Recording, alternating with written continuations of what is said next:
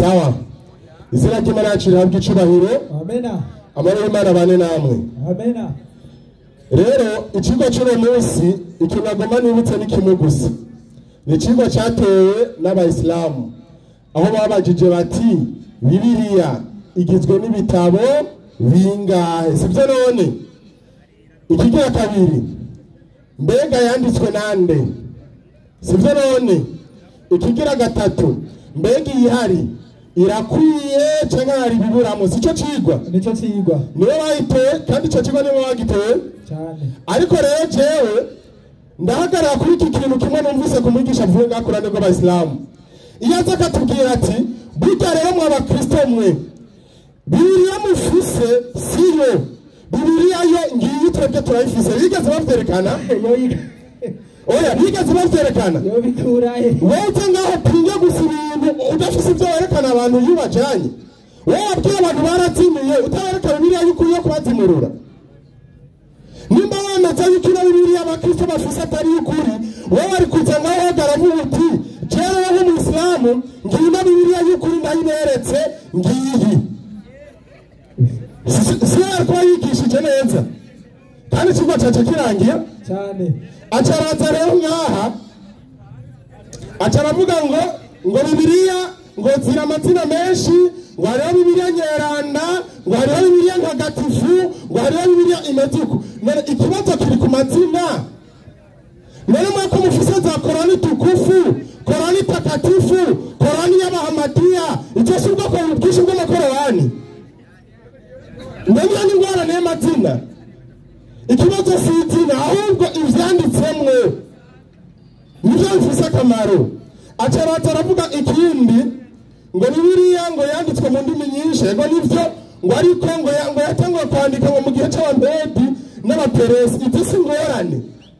Mose igihe yandika ibitabo bitanu hari mu gihe c'abamedi n'abaperesi bemutse ngaho kuvuga ibintu mufitiye ivyemezo ejo barababwiye ijambo riti kayibage kava mu kanwa kandi kayo none raba biriko biramubako acaraza asoma ngo ubwizire bushasha nimero ngo paji n'iyi ngo havuga uko ariko Bibiliya nzima wanyereka ikigabane cyitwa ngo ubwizire bushasha nimero abakristo muri ngaho ivyo binaramugera mu bisema ngo ubwizire bushasha nimero ngo paji n'iyi ngo havuga uko icyo kigabane muri Bibiliya kirabaho icyo kigabane cyanditswe nande twebwe Bibiliya tuko turasoma turahera mu itangiriro kugeza hehe mu vyashiwe Yohana ivyo bigabane byose bitangwa guhera mu itangiriro kugeza mu vyashiwe Yohana mushobora kubona ikigabane cyitwa ngo ubwitire ngo bushasha ngo nimero icyo kigabane ugisangamwo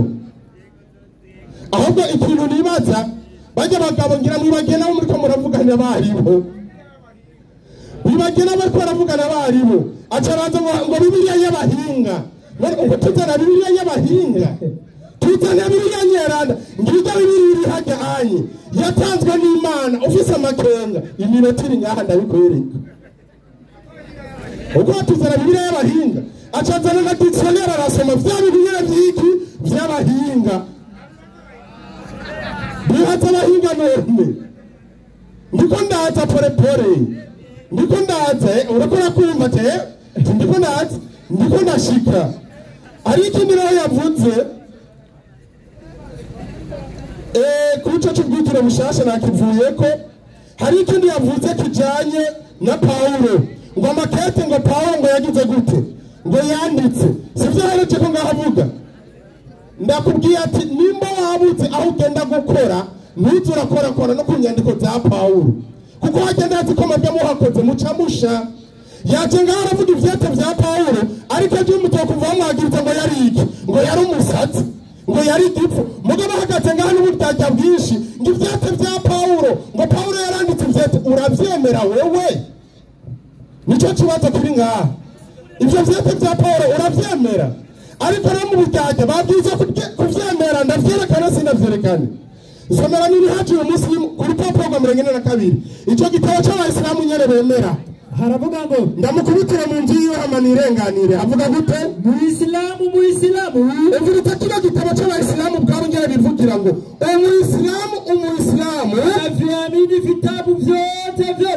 ngo umuyisilamu w'ukuri yemera ibitabo byose alivyoviteremsha Allah, ngo Imana yamanuye na nyaraka n'ivyete alizowapa baadhi ya mtume wake, ngo n'ivyete Imana yahaye intumwa zayo. Imana yahabwa icyubahiro cyane. muri ibyo byete harimo ibya Pawulo. Yamwe majambo Imana y'Abasilamu ibabwiye ati nimba ushaka kuba umuyisilamu w'ukuri ubwiza kwemera iki? Ivyete. Muri majambo wari ukwiye kuva ngaho wemera Pawulo ukagenda umuririmba kuko yaho ivyete n'Imana. Niwe yavyizaniye sije namubwiye bivuge. Sije namubwiye bivuge niwe yavyizaniye. Wewe tuzanga hanyu uvuga ngo ivyete uravyemera wewe. Ariko tumenye yuko umuyisilamu w'ukuri yabwiza kugira gute? Kuvyemera. Nico cyumba kiri ngaha. Ariko rero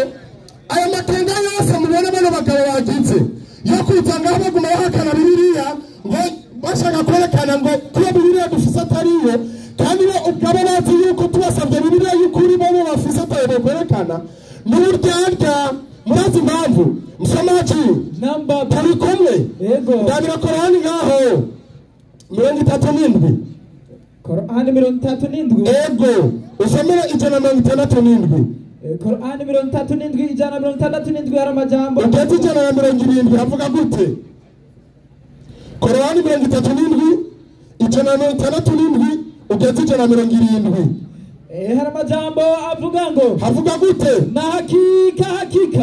by'ukuri walikuwa makafiri wa Kiarabu wakisema, ndabakafiri b'Abayisilamu hariya mu Barabu bavuze bati tungalikuwa na kitabu kama walivyokuwa navyo wale, ngo iyo abatwari dufise igitabo nk'ico bariya bafise bila shaka batangeka tungalikuwa waja wa Mwenyezi Mungu, batwari kuba turi abakozi b'Imana. Murumva Abayisilamu ingene bidoga kubera batahawe Bibiliya baguma bidoga ati n'ukuri iyo turonka igitabo nk'ico bajya bahawe turonka igitabo nk'ico abakristo bahawe ngo tuba turi abakozi b'iki b'Imana by'ukuri. Yani majambo se abakozi b'Imana niyo mpamvu bahagarara ngaha akikuta mu gakaraza ngo ijya Bibiliya mufise ngo siyo. Kubera iki? Imyidogo yarabishe kuva kera hose hariya mu Barabu abapagani n'Abayisilamu baritoga ati Mana iyo duheretse igitabo nk'icyo wahaye bajya abakristo mwene majambo iyo duheretse ijya Bibiliya twari kuba turi abakozi bawe by'ukuri. Ngiyo myidogo rero bafise bakaca bazanga hano agashavu kenshi ngo iyo Bibiliya mufise siyo. Nimuze mwakire Yesu Kristo hama muronke Bibiliya mureke imyidogo. Jenge na huko wagiye uragenda sibyo none msomaji namba jewe ndacyabanda sibyo none kandi jenge na mucigwa sinza mucigwa usomera Korani 21 barwani Korani iyo nini nyine 21 usomera 105 Korani 21 hari amajambo avuga ngo, uco usomera na maelezo y'uwo murongo nyene haravuga ngo, havuga gute 21 105 iravuga ngo ego na hakika ngo kandi by'ukuri atangeka tulikwishaandika katika Zaburi, ngo twaranditse muri Zaburi baada ya kumbukumbu. Pole msomaji, iyi ni Korani kiravuga ngo kandi by'ukuri ngo twaranditse muri inde? Muri Zaburi. Twaranditse muri inde? Muri Zaburi. Ikibazo mbaza ino Zaburi iri kiravugwa ngaha nimba atari ijya dufise hajya iyo mufise mwebwe y'ukuri iri hehe? Nicyo kibazo kiri ngaha kuko Korani ivuze ngo Imana yaranditse muri inde? Muri Zaburi. Nimba rero ino Zaburi twe dufise muri Bibiliya atariyo urumva nimutuzanire Bibiliya y'ukuri rero dusoma muri Zaburi yanyu. Turi kumwe? Uwo murongo ukibandanya uvuga gute? Na hakika tulikwishaandika katika Zaburi, ngo twaranditse muri Zaburi baada ya kumbukumbu, ngo inyuma yo gusubira hehe? mu vyagezwe. Gusubira mu vyagezwe biri hehe? muri Bibiliya. Biri muri Bibiliya. Nibanze bahakana n'amajambo ya Korani. Nimba ino Bibiliya dufise atari irimo gusubira mu vyagezwe aduheretse indi Bibiliya irimo igitabo cyo gusubira hehe? Mu vyagezwe. Hama tubone yuko ivyo bariko baravuga ari vy'ukuri. Jenge na pole ikigo nibo bagitoye ndagukubitira iwawe nigendere. isomera amaherezo y'uwo murongo nyene iravuga ngo havuga gute na tulikwishaandika ego katika Zaburi ngo twaranditse muri Zaburi nacho ni kitabu cha Daudi baada ya Taurati ingiyo Zaburi ni igitabo cyahawe Dawidi inyuma yo gusubira hehe ya Taurati Taurati bandanya kwamba yuko nchi watairisi waja wangu ngabantu banje batora guki ubwami sivyo bantu gezaho nyene ako kajambo gakurikira ntugasome ndakabateze uno murongo uri muri Korani 21:5 maelezo Korani tubwiye yuko ngo byaranditswe muri Zaburi yuko abantu banje bakora ivyiza batoragwa ubwami uyo murongo nimutari muri Bibiliya dufise uri hehe nico kibazo kiri ngaha uyo murongo nimutari muri Bibiliya dufise uri hehe niyo tubona yuko ino Korani yanyu ukwiye kuyitabura cyangwa ko mukwiye kuyitunga nico kigwa kiri ngaha niwe wacitoreye sije nagitoye ataraza rero ashaka gupinga Bibiliya ari ikindi yavuze cinjiri sivyo none reka ndakigarukeko nsomera Korani 2:121 Korani 2:121 hari amajambo avuga ngo havuga gute Korani 2:121 haravuga ngo wale ego tuliowapa kitabu cha Taurati ngo bamwe twaheze igitabo cha Taurati cyangwa se cy'ibyagezwe Injili n'Injili Zaburi na Zaburi wakaisoma uburiza ngo hari abantu bahawe Zaburi n'igitabo cy'ibyagezwe nande na Zaburi ikibazo rafise ano majambo dusoma muri Korani ino Zaburi ndiko navuga ino Injili nino Taurati nimba bitari no muri Bibiliya abakristo bafise biri hehe ikigo ni wacitoreye ingutwereke ngaha anye ino Korani ivuze ngo hari abantu bahawe Zaburi bahabwa n'Injili cyangwa se ubutumwa bwiza bongera bahabwa n'ibyagezwe nimba bino bitabo mvuze cyangwa se Korani mvuze itondaguye bitari muri Bibiliya biri hehe nico cyumba kiri ngaha apara kuza gusa muyobya abantu ngurumva ngo mu mateka ngabahinga baranditse uku ngabahinga bavuze uku sico cigo guma mu cigo ne wacitoreye nico cyumba kiri ngaha wowe utwereke kubera ikiba kiri ngaha kiri kuri Bibiliya nimba muza ngaha muhakana yuko ino Bibiliya dufise atari ukuri ndababwije ukuri nta muislamu tuvana ngaha batatweretse Bibiliya y'ukuri iyihariyo abavyemera mukiritse muratanga hajya nta muislamu avanga hatatweretse Bibiliya y'ukuri afise iyihariyo nimba dufise atariyo avanga hatweretse Bibiliya y'ukuri iyihariyo niyo catumenya yuko mutariko murazana ibintu vy'iremenanya ngaha muhenda abantu ngo Bibiliya dufise si y'ukuri muratwereka y'ukuri ibacuritse imitwe mu bitabo subira mutwenge nka kare turabe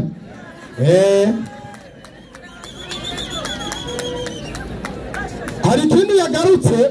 aravuga isomera rero Korani 29 barwani 29 Korani 29 ndashagaruka kuri Bibiliya niho cigwa kigize gute gihagaze sinja gauche kandi singenda droite haravuga ngo ego na namna hivi ngo kubwivyo kuteremshia kitabu cha Korani basi ngo kubwivyo Muhammad ngo hawa Korani ngo kubwivyo rero wale tuliowapa kitabu cha Bibiliya ngo bariya nabo ngo bahawe igitabo cyane cha Bibiliya bazirekeza nyene ngo hari abantu bahawe igitabo cyitwa nde Bibiliya igitabo cyitwa nde Bibiliya ikibazo kiri ngaha hagati y'abakristo n'abayisilamu ni bande bahawe icyo gitabo Bibiliya abakristo n'abakristo ikibazo rero cyesize ngaha umwigisha aze kucishura nimba ino Bibiliya dufise atariyo Korani nayo ikabivuze yuko hariho abantu b'abakristo bahawe igitabo cya Bibiliya icyo gitabo bahawe gifise ibigabane bingahe uze ngaho ucishura Korani ivuze ngo abakristo bahawe nde Bibiliya iyo Bibiliya Korani ivuze yahawe abakristo bahawe kandi n'Imana ifise ibigabane bingahe irihe uzaho vyerekana yanditswe n'abandi rino somo riratomoye yavuye rino somo riratomoye kuko umviriza sinzi ko yahumvise neza she hariko abagira uko ubusubiremo uwo murongo na namna hivi areke kunyigisha gutwi avyumve neza ngo kubw'ivyo namna hivi ngo kubw'ivyo umekuteremshia kitabu cha Qur'ani. Wewe Muhammad twaguhaye igitabo cha Qur'ani. Basi wale tuliowapa kitabu cha Biblia Babanya rero nabo bahawe igitabo cyane cya Bibiliya ikibazo nagisubiyemo uzakuza ngaho cyishure Qur'ani bivuze ngo ko ari abantu bahawe igitabo cyane cya Bibiliya ikibazo ni iki bagihawe nande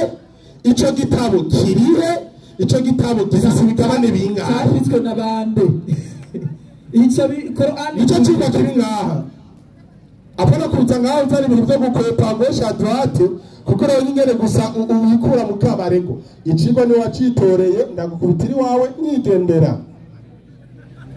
reka tubandane n'ikigo sivyo none maelezo haravuga ngo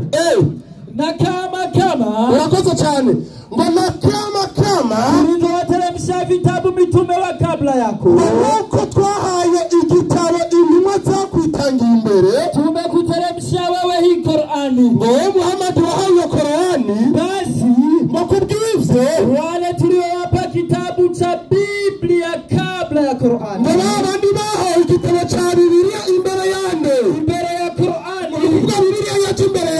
ya Qur'ani kandi bayihawe n'iki bayawe n'Imana ikibazo ni iki nimba ushaka kuvuguriza Qur'ani yawe imutwereke ngaho kiritse ati Bibiliya turavuga ngaho muri Qur'ani yavuye ngaha kandi bitabo bigize nibi uri umuhinga cyane kwemera uze ngaha anye sivyo none jenge nanicigwa mbandaye simbandaye hari ikintu kimwe birengagiza ino Bibiliya dufise kwisi nzima niyo yonyene ikorogoshewemo n'urutoke rw'Imana mbega ndaba ntavyarutse kuva 35:15 igitabo cya kuvayo 32:15 hari amajambo avuga ngo kuva 32:15 avuga ngo maze Mose arahindukira ku musozi afise vya bisate vyo mu minwe saya vyanditse kimande zomi imbere n'inyuma vyo bisate vyari bikozwe n'Imana ivyo bisate vyari bikozwe n'Imana kandi inyandiko zikorogoshowe kuri vyo zari inyandiko z'Imana inyandiko zari kuri ivyo bisate vy'amabuye zari inyandiko z'Imana yani macambo ivyagazo dusanga muri Bibiliya vyanditswe n'Imana genda kusinzi muzunguruka ukabona igitabo na kimwe Imana yatoye urutoki rwayo irakorogoshora ikandika uzocuza ngaha ndaguhere udatoye Bibiliya niyo yonyene kwisi nzima Imana yihanukira avuga ati ndanditse ivyagazo 10 vyanje ndavyandikishije n'urutoki rwanje ivyo vyagazo 10 n'ahandi uzobisanga atari hehe muri Bibiliya izina ry'Imana ry'icubahiro amena hamucuza ngaho uvuye ngo Bibiliya ngo si ukuri igitabo kirimo ecriture y'Imana uko no gusuzugura Imana babariye cyane uko no gusuzugura Imana rero ikigo cyatahuritse kandi nagiye bucigo siyagiye inyuma y'icigwa kandi cyagize gute cyumvikanye ndasuye kwibutsa umuyisilamu neza ngaha twabonye yuko Qur'ani yavuze yuko abakristo bahawe nde Bibiliya twamubajije ikibazo duti none iyo Bibiliya bayihawe nande iyo Bibiliya iri hehe mbega iyo Bibiliya Qur'ani iriko iravuga yahawe abakristo irakwiye canke hariho ibiburamwo uzenga aho vyishure kandi ndagaruka Imana idufashe cyane amena n'umwanya nawe umaze arabasigiye amasegonda yo kugira bashira ubwenge ku gihe izina ry'Imana yawe icubahiro haleluya amena ukutwe